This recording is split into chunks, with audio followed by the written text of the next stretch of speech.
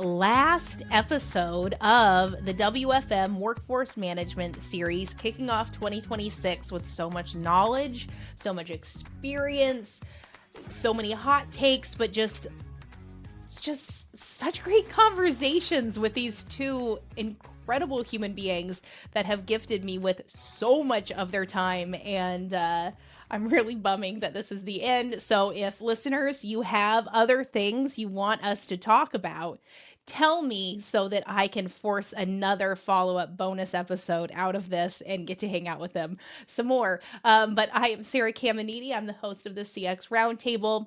And we have familiar faces that are very eager to do a final introduction for you.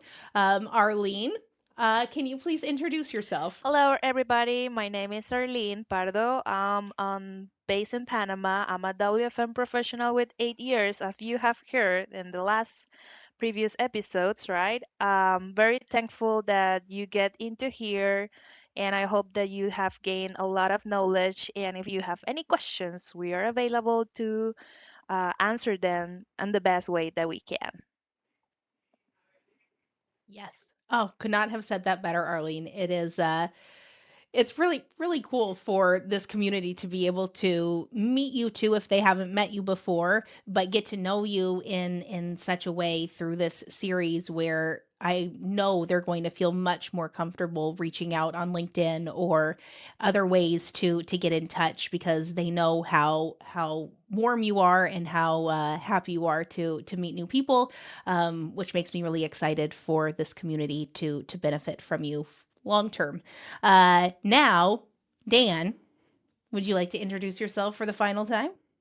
Love to. So Dan Smitley, consultant over at 2-3 Consulting, been WFM for close to 20 years. A little bit about myself. I was thinking about those old forward emails. You remember those surveys where like the late 90s, here's 20 questions. So I like pie over cake. I like coffee over Ooh. tea.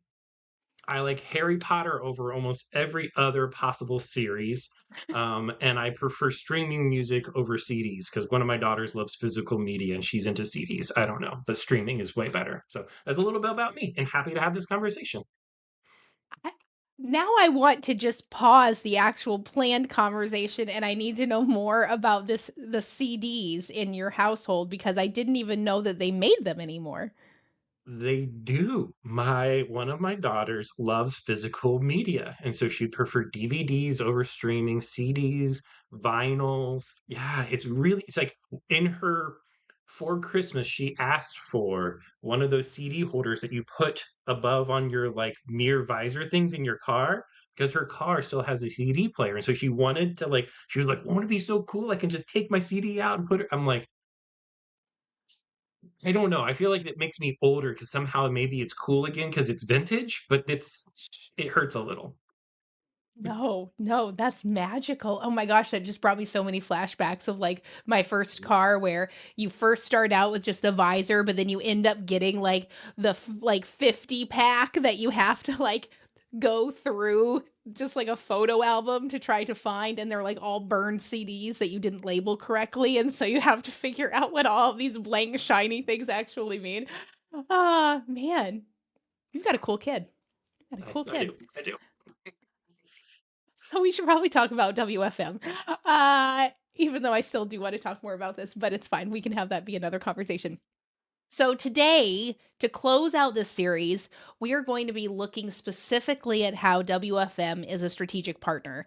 And to those of you that have been listening for the last 3 episodes, there's going to be some things that are called out that are probably familiar from the first 3 because we were just building foundations and we were building upon those foundations over the last 3 episodes.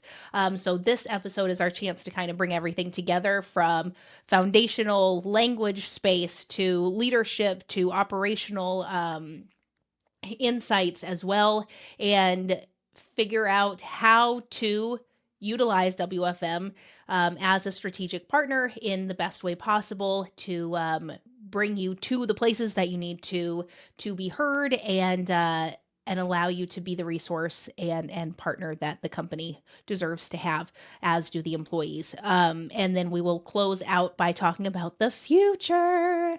So let's start with thinking about WFM from like an evolving role perspective. And we touched upon this a little bit last episode, how WFM can sometimes be seen as just the schedule makers.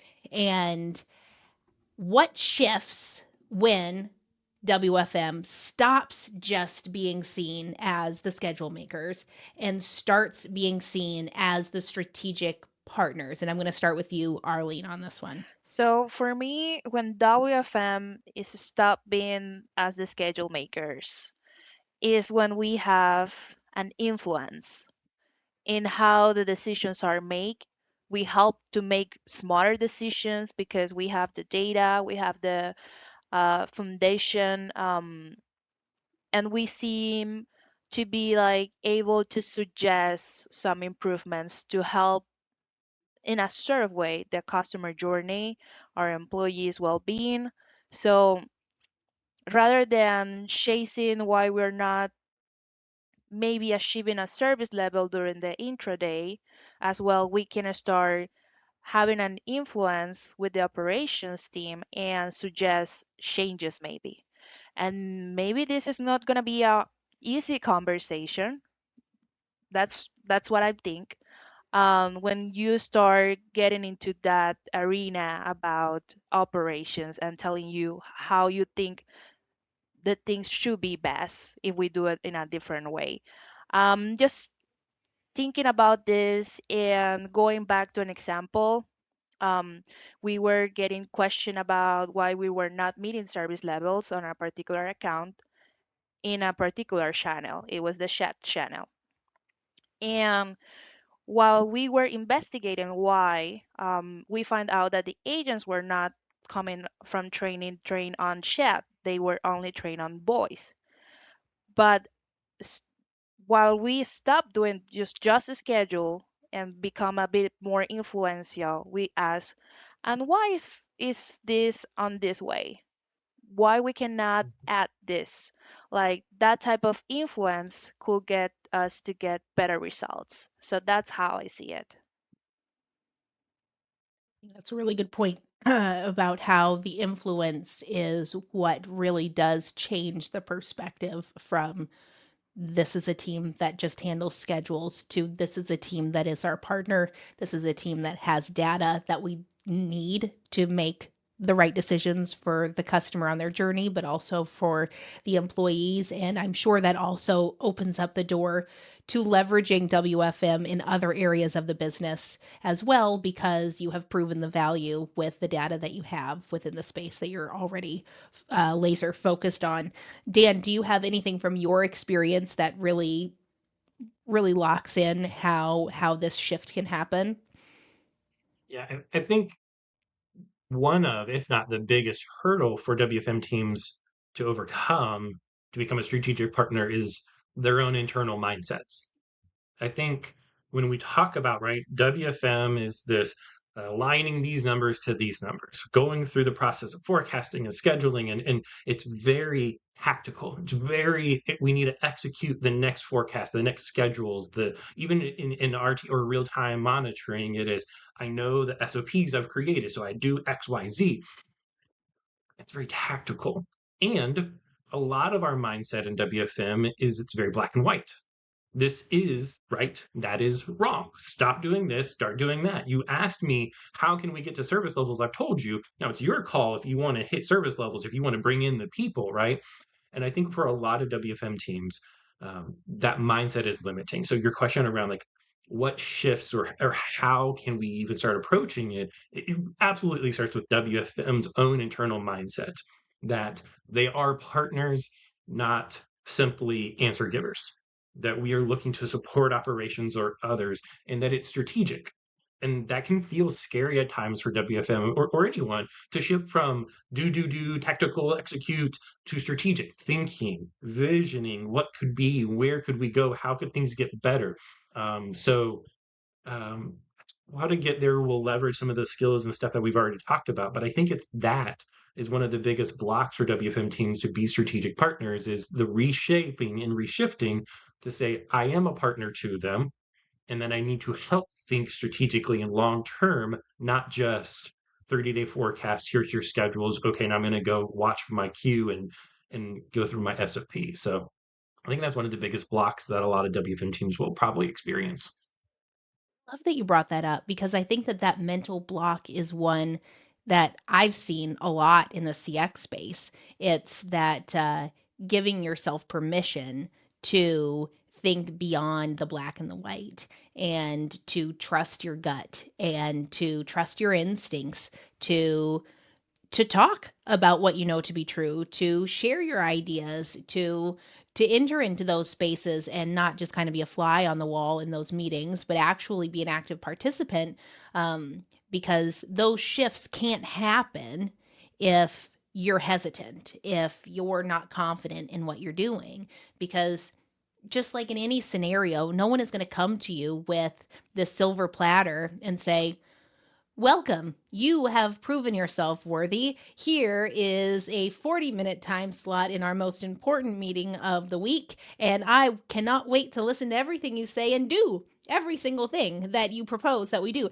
That does not happen. You have to own your own success. And if you are an IC, it's really hard to feel confident enough to own your success if you do not have a leader that has proven that they own their own success and encourages you to do so as well and coaches you and talks you through your nervousness and the realities of if you stumble that it's going to be okay. And it's all of those little moments of shifting that team dynamic of us against them, which I know many people outside of WFM that are in the CX function feel often. It's that siloed mentality of nobody's going to listen to us. It's just we got to figure this out. We got to stick to this, and maybe they'll ask us a question that will allow this to unlock this conversation, but probably not.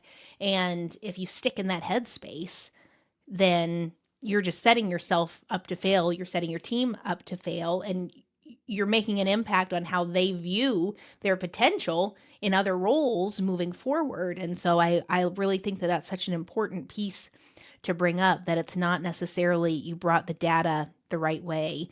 It's you knew that there is something to be shared that is going to make a meaningful impact, and you believed in yourself that you are worthy of sharing that information. I love that. Oh, I love it. Thanks for saying it, my friend. I Um, don't know if I said all of that beautiful stuff, but still good. that's why we're a good team. Um, when we think also about the evolving role, sometimes it's really overwhelming to even know where to start thinking about shifting your headspace and thinking about the business questions that you can even start to insert yourself in or start to be thinking about your impact in. And I know in the very beginning, you talked about the many different ways that WFM can be leveraged within a business outside of just within call center scheduling. But knowing how to talk the talk, knowing the language, knowing what questions to ask or what keywords to be on the lookout for is usually a part that no one really teaches you. You know, it's not like there is a book of phase one, these are the things to look out for. So, from your experience, Dan, I'll start with you. What do you think are like the top couple of questions that WFM professionals should be either listening for or asking themselves or asking, whatever it is the crowd that they find themselves in front of to start to dip their toes into shifting this dynamic? Here's, I think we touched on it a little bit last time. It's understanding what the problems and challenges are of those around you and not requiring them to give you the question to go answer. So I'll expand of it's it's not saying, hey, ops or marketing or finance, what do you guys want us to do? I think instead it is, what are your challenges, pain points? What are you going after? Or even just listening in, right? Just listening for, maybe I'm not in a meeting with finance, but I hear operation managers, I hear directors from the call center talking about it's budgeting season and things seem a little bit tighter. I can queue up being like, okay, finance would probably talk about costs because it's and and that should hopefully get your wheels spinning on what's most important. So the question of like, what questions do you ask? You ask questions of what are our priorities? What are our focus? What are we going after? Because again, if we go all the way back to episode one of the three different focus of customers, agents, or business, my perspective is that none of them are in particularly always most important. It is organizationally focused. It is team focused to say this is what's most important. And so for the questions of like what should WFM be listening for, it's which piece is the focus? Is it agents or is it customer or is it business? And then just ask why. Why is that being so important? Why? What is it that we've tried? And I honestly think before WFM can be a strategic partner and being able to provide really good answers, you have to get really good with the questions. Why are these things so important? What is it that we're trying to accomplish? What else have we tried in the past?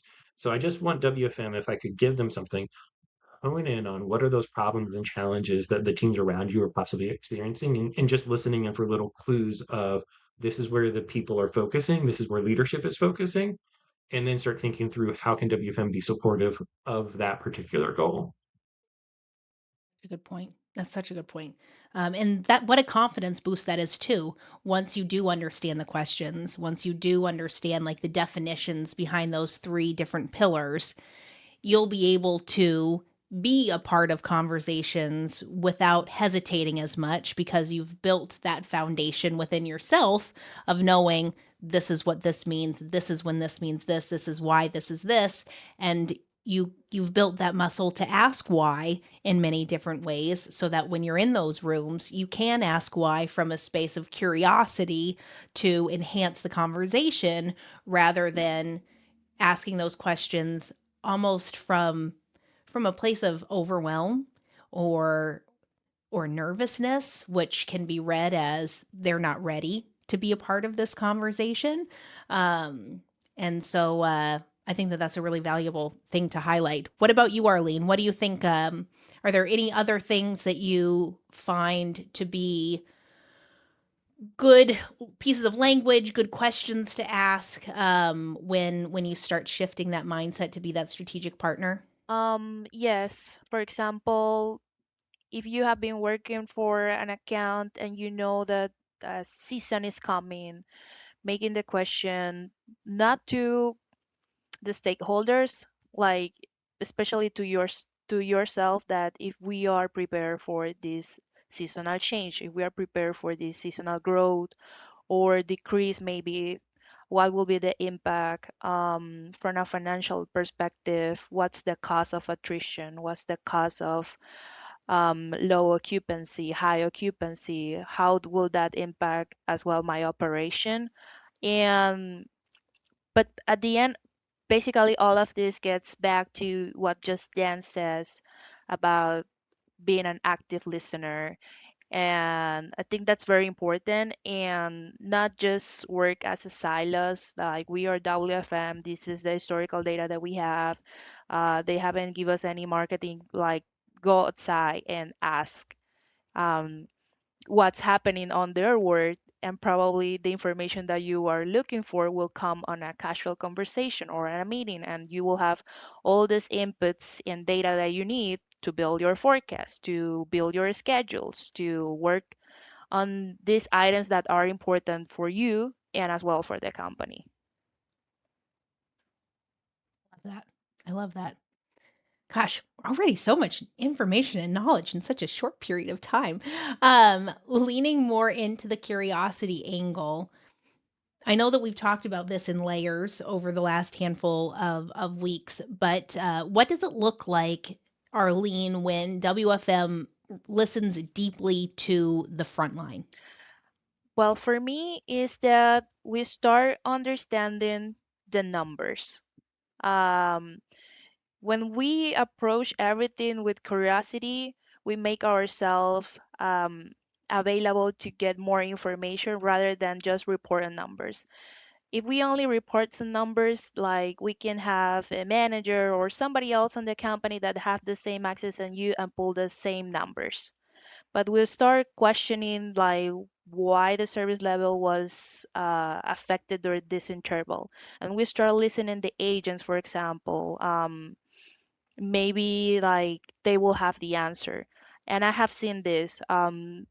In a particular account that we had, we only have two fixed shifts, and we start asking the supervisors, we start asking the agents, and all of them come up with the same answer, that after the first shift leave, we will see an impact on the service levels just by listening to them. And the solution was for us very easy. We implemented a third shift, like a middle shift, and that helped to support service level rather than saying, "Oh, we lose service level on this interval." But why? Yeah. I mean, that's one of the things that has always been really frustrating being a frontline worker, being a leader of the front line, is how often the knowledge and the experience and the input of those people that are actually feeling the pain, uh, how often that's ignored, or it's not valued at the same level as someone at a higher level that has no time spent actually doing this work anymore. But they may have a lot of data, but they don't have the context around the data. And knowing that, yes, these people that are in the front line are having to handle a lot of different things. There's a lot of context switching. There's a lot of many things happening all at once. But in order to be successful in these spaces, you have to be really, really good at pattern recognition. And when you are really good at pattern recognition, you are able to see opportunities that you would not be able to get to a solution for, or even know that it was something worthy of a solution if you're just looking at data, if you're just looking at a dashboard, because often those things are not visible. They're just what happens in a day. And so to have somebody on the front line notice that the service levels dip within a certain period of time, and to be able to then think about with them, brainstorm with them, what should we do next, you're not only getting a solution or an experiment that is aligned with the people that are actually doing this work, that are actually needing this to be successful for them to do their job to the best of their abilities, but you're bringing them in. You're showing them that you value their opinion, you value their knowledge and their experience enough to be a part of change. And for frontline workers, that is a piece of a puzzle that is way too frequently missed. And it's such an easy one when you really think about it. It is such an easy thing to do well. Just ask questions and give them feedback that is encouraging and celebratory of their hard work, or explain to them why it can't happen that way, which is another piece of the puzzle that is often not done appropriately. And so if you are engaged with the front line, you are then able to say, I totally see this. Right now we are unable to do this in the way that you suggested. It's a great idea. I'm going to keep a hold of it, but it's not that we don't wanna do it, it's that we can't do it. And Dan, you talked about this a lot in the first, episode of of the need to be transparent and give that transparency to the leaders of the front line so that then they can share that information confidently and take that stress and obligation off of their shoulders to navigate all these different pieces of the puzzle and really be there for the team, to be supportive of the team.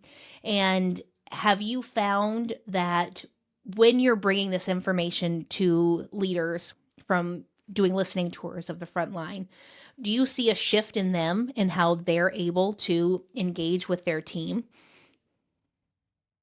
I mean, yes. There's there's a couple things that happen when you're able to listen and equip frontline supervisors to have more meaningful conversations. Those soups, those managers, whoever they are, it's harder for them to maintain any sort of us versus them mindsets that might have been developed. Either they've been given them, they've inherited them, they've developed whatever it is. It's harder when WFM feels collaborative to some extent, where like Yeah. WFM is sharing, this is why we can't, and I'm sorry, I can't move your team meeting, I can't give your person this time off, I can't, and here's why. That extra piece of information makes it so that they can't actually create their own little narrative as to why WFM sucks so much and why they're always saying no. Like it's just harder for that. And then that trickles down. Like if WFM isn't interacting directly with the agents and they go through soups as an example, a supervisor as an example, um, that mindset shift of not just us versus them, but somehow they're kind of reasonable people and they're kind of trying to focus on these goals, and that's the reason why the agents are like, oh, well, if that's the reason why, one, my thought of WFM shifts, but also my requests might start shifting where they understand the prioritization that WFM is on service levels or occupancy or whatever the focus is. They're like, okay, so if that's what they're focusing on, then my requests should XYZ. They should adjust a little bit. And so I've seen significant value in multiple positions where WFM is able to be a little bit more transparent and sharing of information. It almost feels like grit and the cogs start getting removed and things just start going a little bit easier. The interaction between WFM and soups to agents to everything starts working a little bit easier because we're not making up this narrative as to why WFM constantly is saying no and what that even means. That's such a that's such an ever-present piece of either success or failure within a business as a whole. And something that I have been very proud of in some of the spaces that I've built functions is I try to create what good looks like within my bubble. I don't control what happens in those other spaces. I do control what good looks like within my space. And that is I am sometimes uncomfortably transparent because I cannot make an assumption that someone can't handle. And if you're listening to this, I'm doing quotes around it because I think that it is the most ridiculous thing that people really seem to like to say all the time. They can't handle this information, therefore, I'm not going to even consider sharing it with them. But then when you ask, what makes you believe that these individuals cannot handle whatever this information is? You have nothing to back it up. It's just really you didn't want to. You didn't want to let them in. You didn't want to get their feedback. You didn't want to have to be honest about the reality of the situation. Um, and sometimes as a leader, it can be really hard to be uncomfortably transparent because you have to then acknowledge the blockers that you face. I tried to get this, and this is what I faced. And if the other spaces are not as uncomfortably transparent as you are, you may not have the answer that you wish that you had to explain why things can't go forward. But in that same vein, like if you are constantly communicating to your team, this is the reality. This is the journey that we're on. These are the things that I'm advocating for. These are the blockers that I'm finding. Yes, the project team, they do have a really hard time in giving me actual concrete feedback. So I'm going about things in a different way this time. This is an experiment I'm running, and I'm going to see if the outcomes are different, if they're able to explain things in a different way to me. If I'm able to create that in my bubble, maybe it's a naive hope, but my hope is that those other teams notice we're actually all partners in this. Like my team is not a hierarchy, even though, yes, I may make the final call. Yes, I may not be able to bring everybody in on every strategizing, brainstorming plan, but we're all in this together. And we all know what in this together actually means. And I'm not having to sugarcoat stuff or lie about stuff or omit stuff to them. It's just this is our job. This is what we're facing. This is what you need. This is what I need. This is what the business needs. And so then maybe it'll have that ripple effect and start to show itself. So then you can have better conversations. But what you were saying there, Dan, about WFM and the impact that it has on the supervisors and the frontline teams, that is proving what happens when you remember that everybody here is a grown up. Everybody here is capable of great things because they are successful in their role. Everybody wants to be successful in their role. And if you are unable to give them what they ask because they don't realize that your priority is this and they're structuring things in this way, and therefore there is that disconnect, and then you don't take that as an opportunity to educate them on this is why, this is how we can build together in a way that you feel supported and we're able to meet our needs and goals, then you are actively setting people up to fail. And you are actively leaning into this siloed mentality of, I want them to think it's us against them. I want them to feel smaller next to me, or I want them to feel like their role isn't as important as my role because I'm not giving them the tools that they need to be successful. And to have conversations with you, Dan, and with you, Arlyne, about the impact this quote unquote schedule manager position can have within a company that is so much more than just managing schedules. It has the impact to give a narrative that's honest, to give language to people, to give them the tools they need to be successful so that as they build their careers, they're building it stronger because they know how to communicate cross functionally. They know what different terms mean. They know how to pivot. They know not to take things personally.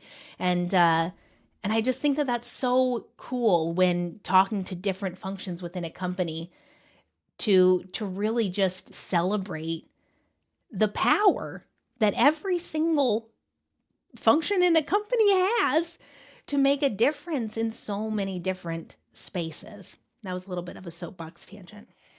That's okay though. I think two thoughts I'm already thinking about. I can hear WFM professionals in my ear.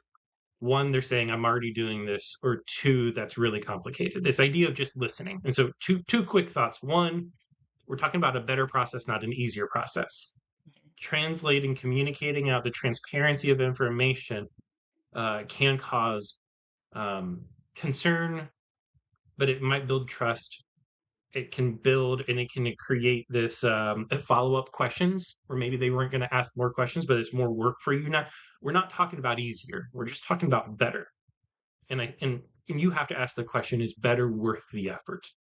Maybe it's not, I don't know. I think most of the time it is worth the effort, but you have to go through do the math yourself. So we're talking about better versus easier, and the smallest simplest thing is we're talking about listening, not reading. And it's such a stupid small little point, but I think a lot of WFM people, just a lot of leaders in general, are going to say, I have a survey that I read and that's where I get my information from. That's different. Like, humanize the front line by actually listening to voices, listening to them, interacting with them. Virtually is fine, but voices hit differently than words.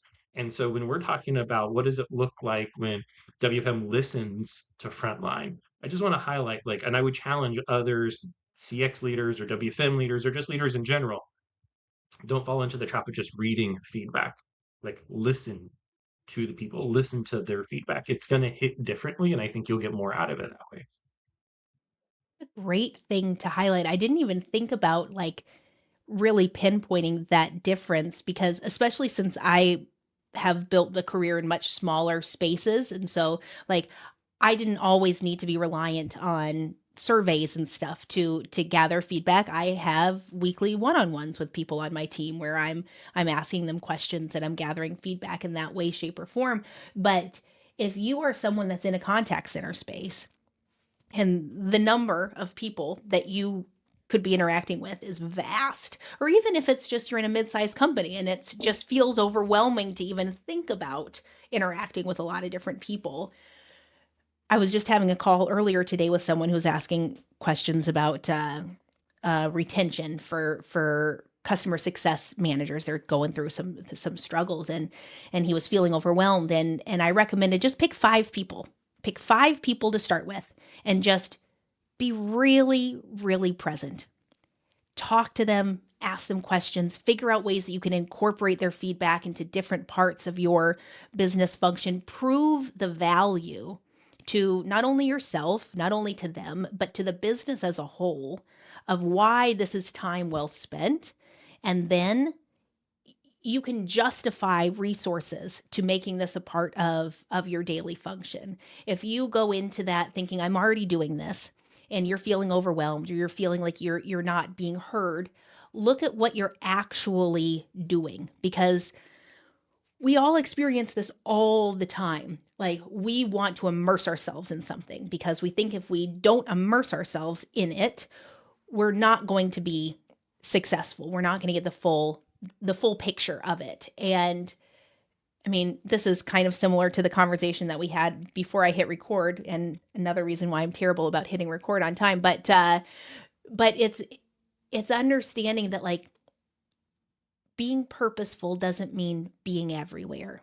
Being purposeful can mean if you're not having luck with what you're doing right now, don't get discouraged with yourself. Cut it down. Pick a couple of things. Pick a couple of people, pick a couple of questions. Laser focus on those questions or those individuals and start to build momentum through small wins. It's so easy to get down on yourself. And that mentality can then turn to resentment to the other people in your organization because you're doing everything you can to be everything to all of these people or things or departments. And your version of everything, your definition of everything is probably really jumbled because you never actually let yourself define it because you're just trying to be everywhere. You're saying yes to everybody. You're hopping on all of these calls, but your mind is so full, you can't take anything away from those conversations or do anything with them or compile it into data. And if you're a WFM professional, you love your data. You need to be able to compile your data. And so give yourself a hug first and also give yourself permission to start with something that you can be proud of tomorrow. What's some easy win that you can have tomorrow? Get on a call with two people on the front line and then take that feedback and bring it to the supervisor and say, I talked to these two individuals. They're having two totally different experiences. And is it because of their shift? Is it because of just the personality type? Have you noticed something when you're having these conversations? Pick one supervisor if you've got a ton of supervisors that are there and pick a couple of people from their team. Focus on that so then you can start to build that relationship with those supervisors. And that gains momentum and that gives you that, oh, wait a second. I've been doing this now for a couple of weeks. I didn't think that it was really having an impact, but I've noticed that these two people that I had these calls with, their requests are worded differently. They're less nervous when they're asking for things. They actually requested a few extra things for schedule changes, which they normally don't do. Maybe it's because they feel safe now to actually voice what their needs are or highlight things because I'm building this relationship. And that has a lot of legs for really positive changes for the future. Arlyne, I completely hijacked your opportunity to. I feel like I've just hijacked like the last 20 minutes. I'm so sorry, you guys. I've really been trying hard to not do that, but we leave it for the last episode. But Arlyne, from your experience, especially being with BPOs, where you have so many different needs that so many different companies have, when it comes to listening to the frontline workers, how do you organize that in a way that doesn't make your head want to explode with trying to make sure that you're not asking the wrong things to the wrong people that are in this contract or you're actually staying aligned with what their goals are? Well, as you said, it's not something like with a lot of people. Maybe it's like a small group of people, maybe it's 5 agents.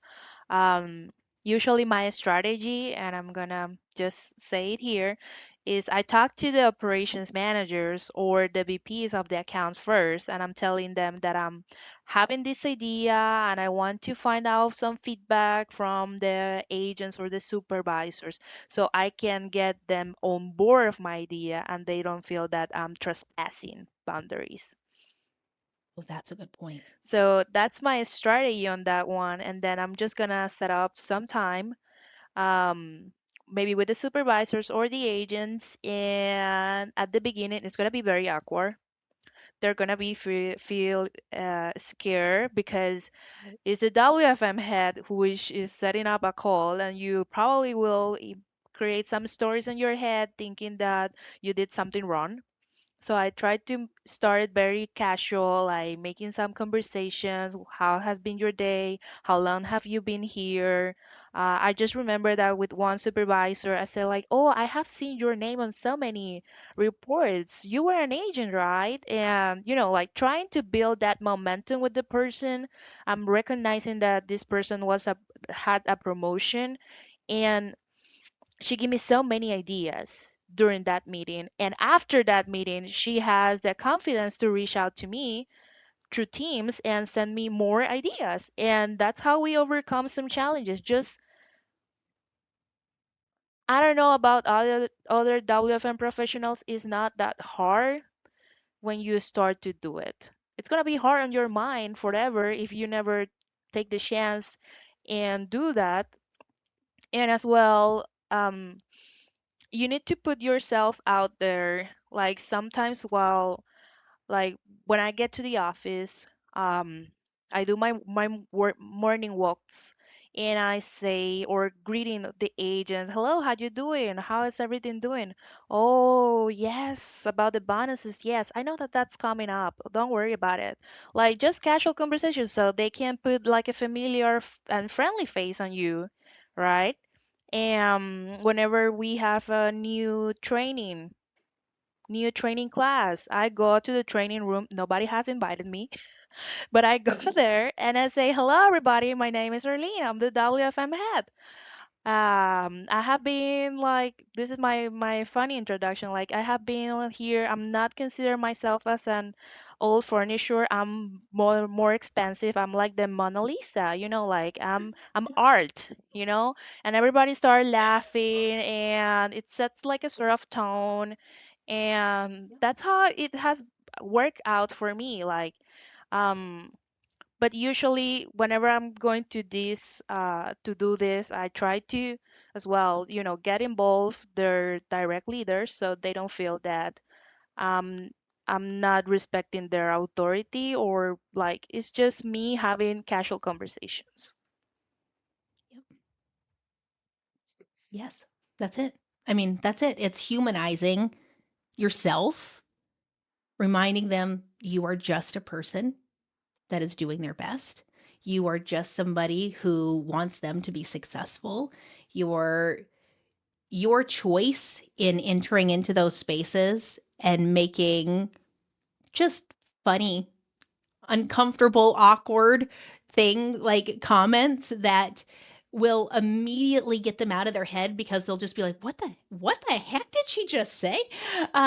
Is that is art, Arlyne. Like that is an art form because you are then able to make it so that the power dynamic is not messy anymore. You have entered in there as someone who respects them, who has humility, who has knowledge of what their lived experience is because you're reminding them that you started as an agent. You're setting the tone of partnership rather than I determine where this goes. And to be a leader that does that is not easy. And this goes back to what Dan said, which I'm so glad that you said it. It's not the easy path, it's the better path. And anytime you think about foundations, anytime you think about fixing foundations, getting ready to scale, or you're entering into a new job in a leadership position and you're trying to assess things, you're going to get a lot of pressure for speed. You're going to get a lot of pressure for prove your results, for easy, because that is how you can get to the numbers that people are expecting you to get in a really ridiculously short period of time. But if you have proven to yourself that actually I'm going to stand firm on what I know to be true. And if I do better now, if I take that time to build a foundation that I'm proud of, that I'm proud to invite people into, to build with me, to grow with, then easy is what I get after that. Like that is the result of it. It's hard in the beginning. It is exhausting in the beginning because you have to think about how to prevent cracks from developing, from being exposed, from happening over time. So you have to do risk assessment in so many layers. It's asking that why question, like you said, Dan, asking that over and over and over again as you're starting to build the foundation. So, yeah, that might take a handful of months, but if you have like your documentation intact so that the people that are putting in those requests know what your why is, how things should be structured, what the priorities are so that they don't have to feel uncomfortable asking. If you have like open office hours for people to be able to reach out to you, if you have all of these things already a part of your established routine, then when you bring new people onto your team, you're just inserting them into this structure that already exists. It's not like some crazy idea to do listening tours. It's not some crazy idea for weekly check-ins with operations. It's no, this is better. It's solid. We can pivot as we need to because that's what you can do when you have a strong foundation. It's not MVP. It's not band-aids. It's not we'll get to it later. It's not I don't value this enough to dedicate specific time to making this good. It's the opposite. It is in order for me to be successful, I need to know that I spent the necessary amount of time up front so then I can focus on the strategic stuff. So then I can open up the door for these other people to come into this space so that I can teach people, I can go into those training sessions and I can introduce myself in a lighthearted way because I know that that just gets them in. And once they're in, then they'll see this is a well-oiled machine. This is a thoughtful machine. This is a strong foundation. And that is what determines the success of a function long term. Um, yeah. You know what I Dang, I got too many you soapboxes. know what I like when you said about onboarding new people? Like when you start onboarding new supervisor from WFM, new people from WFM directly, and they have seen you doing this awkward momentums and all of that, you don't have the need to tell them this is how we do it. Basically, they will replicate that. And I have seen that with one of our new supervisors. She have like 3 months on the position, and I was leading the first meetings on service level. It was like what happened meeting, and I had some conflicts. I have to go to other meetings and all of that, and she take over. Like I joined later to that, and she take over with the same energy. Like it didn't feel like we were looking for who to blame on.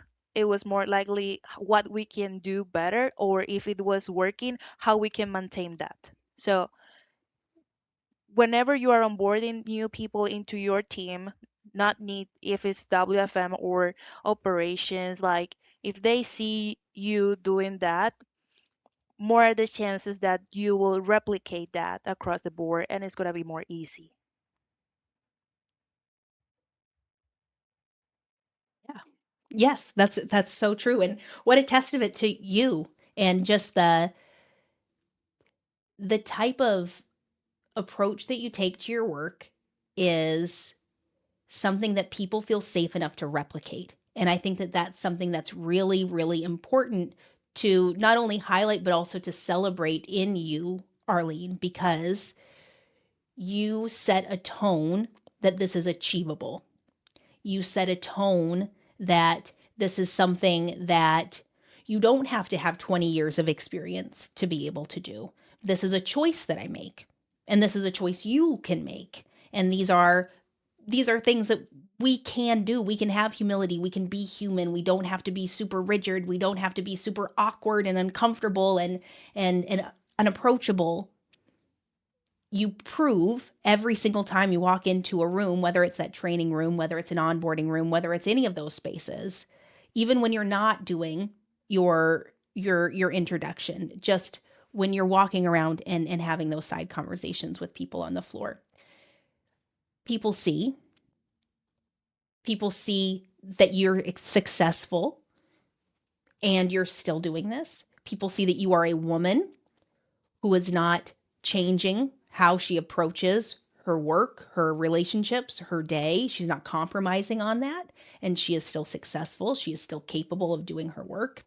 You're showing that you can be a leader and still be you, still lean into your values, not lose that. You're not losing time that could be done doing other things because you have a solid foundation. It's having people join your team and you get caught up in something and they have to pick up the slack. And to have them be able to do that seamlessly, enjoy it, be confident, be proud of themselves, like have it be something that they walk out of that space smiling, and when you walk in they smile because they're excited that you get to see them doing this that well. That is rare. That is not something that you easily can be taught. That's something that is just a part of who you are. That is just a part of you at your core. But it is something that has the impact that you probably will never even realize that it has that kind of an impact. And to be in a company that has a scale that yours has, you are proving that you don't have to sell yourself short. You don't have to sell yourself for your integrity. You don't have to approach your day differently. You don't have to apologize for being a woman. Like, you don't have to do any of these things. And that is so amazing. And I got the chills when you were telling that story because it's just like, I am so lucky that I get to learn from you, but I also get to celebrate you here because it is people like you that don't get celebrated enough. And you are paving the way for the future leaders in many spaces, whether it's WFM or anybody that's even listening to these episodes of you can really be proud of yourself at the end of every day. And in doing so, you're making a lot of other people proud of themselves too, because they're able to test out the things that they see you do and are still standing after, which means that they get to do it again the next day and the next day and the next day. I'm speechless. No, it's all true. It's all true. And I mean, you've got Dan here, who's your mentor, who has just had this glow of pride for every single episode that we've recorded, which has been such a joy for me to see too. It's true. Yeah. Low pride is well put. It's a cool group of people. So since I hijacked 90% of this episode, but I got to learn way too much from you guys still within like the 4 minutes I've let you talk. I really want to pivot a little bit um, to talk about the future. And I mean, Arlyne, I think you really set the tone for what the next generation of WFM leaders can look like. Because you're proving it every day what good looks like. And Dan, you have described so beautifully what a solid foundation can look like, what it means to make it a choice to take the better way instead of the easy way. But Dan, I'll start with you. What are things that we want to highlight from past episodes? What are things that maybe we haven't touched upon that may not be what's on a job description, but are so important, or they are in a job description and maybe they're just worth highlighting as things to lean into, if you are looking to develop your career as a WFM professional. I unfortunately fall into the trap thinking about the future and immediately thinking about AI. And that's not the question, but that's just where No, my but I mind think that went. it would be silly if we didn't touch on it because that's where most conversations head. And so the question of like future WFM leaders in a world of AI, the answer is embracing the humanness, what makes us different and unique. And I think I used to think it's empathy. And unfortunately, AI is getting really, really good with like giving faux empathy of like, oh, that's really hard. And I understand why you'd be feeling so challenged. And like it's getting decent about it. So I definitely think it's curiosity. I think it's genuinely curious, scratching at an itch and trying to figure out like how are things different than what they perceive to be, or what else can I learn from this? So I think unfortunately, it's the answer that I've given on so many other questions, but it is so important to like the future, and I think it does distinguish us separately from AI, is being able to be really curious about how things are. I think that's number one. And then number two is about seeing people complexly. I think AI in general has this tendency to like oversimplify things and to be like, oh, you view people this way, so I'm going to lean into that particular perspective. And I think as leaders, as WFM professionals, curiosity is going to be important, but then also just seeing people as more complex. I think we shared earlier, maybe those foundations episode. Not everyone wants a Monday through Friday banker hour schedule. Some people are more complex because of the intricacies of their life and their careers and their passions and their profession, whatever else they have going on. And our ability to leveraging curiosity, seeing people more complexly, and trying to get creative in how to work with them. Um, I think those are the skills that even as AI maybe comes for a big chunk of what we do and automates a whole lot, I think there's still value in seeing people complexly and being curious about people and just the world. That if we develop those skills now, I think we're going to be safe for a little bit of time. Oh, I think that you're going to be safe permanently though, because I mean, like we've seen in a lot of conversations about CX and AI, there's a lot of that fear language around like it's going to be taking things from us. And it's always, I know I've probably said it on this episode, but I say it all the time, like the only time a job has been completely removed, it's was the elevator operator. And that was like in the 50s. Like there has been a lot of stuff that comes in that says it's going to take your jobs away. There's been a lot of things that have been automated. There's been a lot of things that seem so great in terms of size, not necessarily in quality. When you're first learning about it, it's so intimidating, and uh, and so you convince yourself that these things are going to go away completely, and therefore I need to create a new space for myself, or I need to go into a new industry, or what have you. But with a lot of the things that I've learned over this series, and correct me if I'm wrong, but data, data is data. Reading data is reading data. And having the tools to do the pattern predictions, to be able to do that root cause analysis for certain things, to be able to anticipate spikes or lower times, or to see patterns in how people are requesting time off or what their needs are. That takes a lot of assumption work off of the plate of a person and allows them the brain space to be a little bit more strategic. And so when I think about the future for anything within in the CX space, but in WFM specifically here, I see so much opportunity for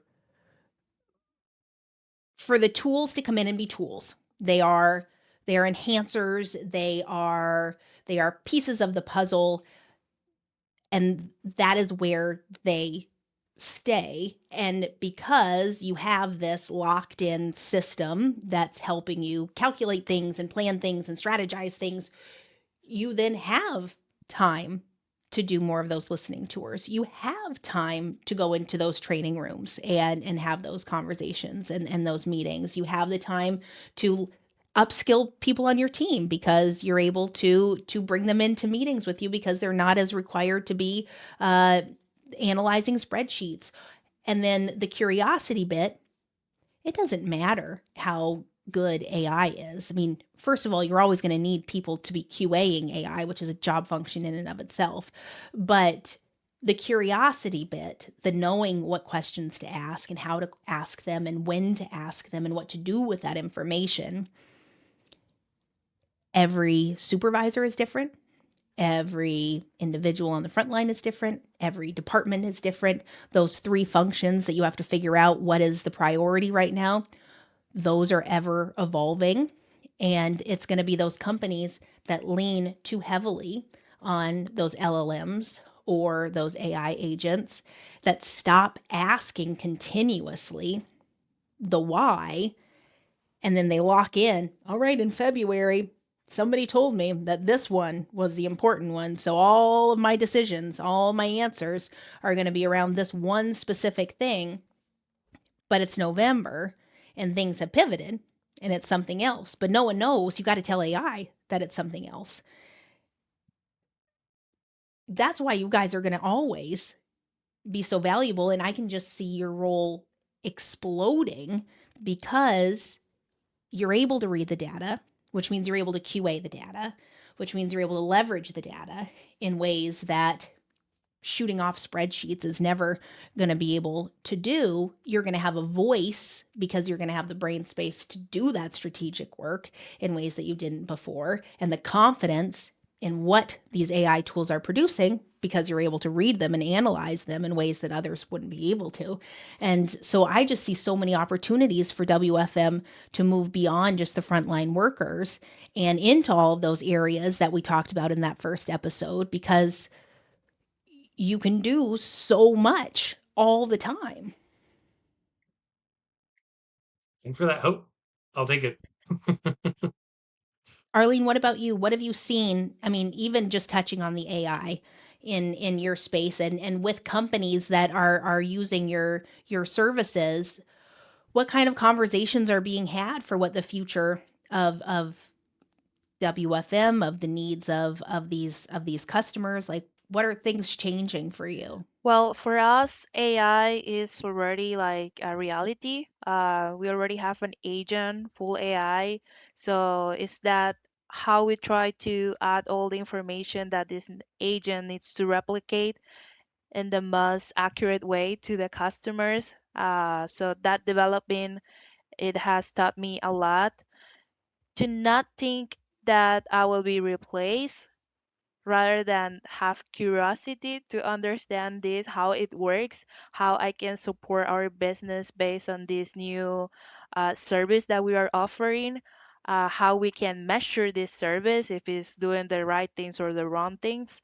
If the call has the first time resolution, for example. So for the future WFMs out there, I think you need to be open to learn with curiosity about AI rather than shut down yourself and say you don't want to use that, because as you say, Sarah, is there is so much that you can gain from this, a lot of time that you can claw back from routines that you are doing.